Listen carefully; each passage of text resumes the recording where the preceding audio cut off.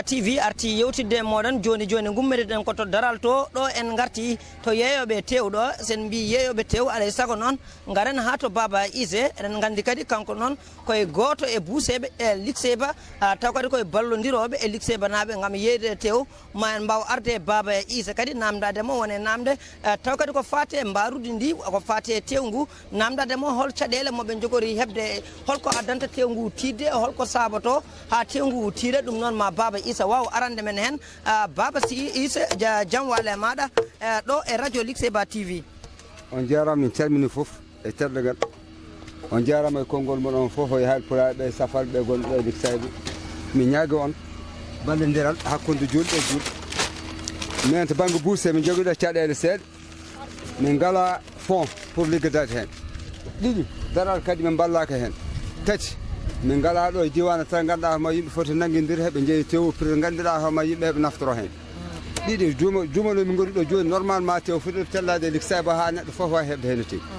kono goho laamu waɗani hen juuɗe makko o wallani amen to banggue min mbawi yeyde tew prix yimɓe mbayde sodde hen tew haaɓe keeɓeɓe ko jiɗɗo ko heɓde ɗiɗi daral ɗo o ala mawɗo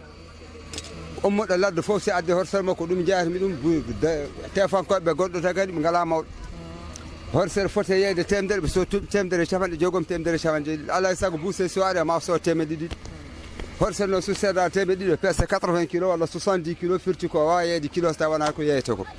kono simin jani ballo min dañi yimɓe kadi ɓe nangiri amen min ballodiri minen foof tewa ma tello ɗo e Likseba ha neɗɗo foof wawi heedo sodde tew kono banggal ballugol ɗo ala banggal kaalo gonga ɗo kadi e leydi ndi ala hay situation ɗiɓe coodowo tew ɓe ngala gonga saabu an haɗa jogui doole haɗa wawi sodde kilo tew ujunaji 4 temedde jeeɗiɗi neɗɗo miskine Allah nanɗo wawa sodde guennol libar tew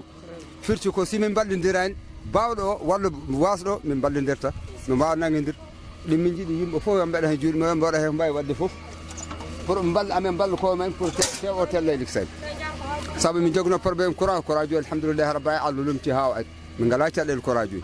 to banggue jeygu min jaadi caɗele saabu ay joni sa yi tew o joni neɗɗo foof addatno horsere joni so addi koye kiloji sappo o yeyta ɗum haw gasa halis ala ballugol ala to daral ɗo siɓe darani hen hay batte ɓennata boni ko foof ko addi ɗum daral wona to banggue tew sinno daral naɓe ɗo waɗi mawɗo walla laamo dare daral kilo tew min mbawi ɗum yeyde ujunere temedde joogam ha ujunere temedde ɗiɗi min naftoro hen kono sa yaahi daral joni namɗa horsere foti darde gaari duuɓi ɗi ɗo gaari ko temedere e capanɗe joyyi ujunere wottortoyde min te jommo ko addu ɗum daral hanke temedere e capanɗe nayyi ujunaji joogom o yeeyi ɗum firti ko minen min ngala doole min ngala foof simin joguino foof pour yeyde simin joguino foof pour min ko cooɗat kilo ɓennata ɗo ujunere temedde joogom ha ujunere temedde ɗiɗi ɗo on jarama on foof mbeɗa salminima e teddagal on jarama ko Allah jarama a jarama Baba Issa en ji o ari e caɗele mo jinnoɗen namdade mo ɗe o woni o humpiti meɗen caɗele gonɗe e jeygol tew o wi to ummori koto daral to jeygu ala fixe ko neɗɗo weela yeyata e nder daral he ko addi jawdi muɗum foof eɗen gandi noon ɓe jomum yeyrata ko ha daña hen alay saago noon nde ma juuɗe ɗiɗi nde coɗodira nde laaɓa ɗum noon Likseba naɓe eɗen eri gouvernement leydi Mauritanie nde mbawata wattude haqqille e population o yimɓeɓe ne jiiɗi ñamde tew ha maayi kono noon ɓe ngala koppareje alay saago noon so neɗɗo joom kalis so soodi kiloji nayyi kilo ujunnaje nayyi mo ala kalis wawa sodde hay libar walla guenna walla firti noon waɗa ɗawre mawde no fewi alay saago yimɓeɓe mbattodira haqqillaji no fewi wonɓe to daral e yeeyoɓe tew alay saago ɓe joddo ɓe mbaɗa batu ɓe ƴeewa ɓe disnodira eɓe ƴeewa no ƴellirtiri wuuro ngo nawra ɗum yeeso taw kadi wona faggade yimɓeɓe ha ɓurta o waɗa feere waɗa ballodiral toon hakkude e buuseɓe e yeeyoɓe tew ɗum noon foti wonde ko darde préfet foti wonde ko darde maire foti wonde ko darde gouverneur foti wonde ko darde président de la république Mohamed Cheikh Al Kaswani ɗum noon ɗo e Likseba TV enen gandi ene jogui caɗele taw kadi koto tew Baba Issa arini meɗen e caɗele ɗe holko saabi caɗele ɗe ɗum noon en gandi to safaro to woni mbaɗen feere cafren ndeɗo ure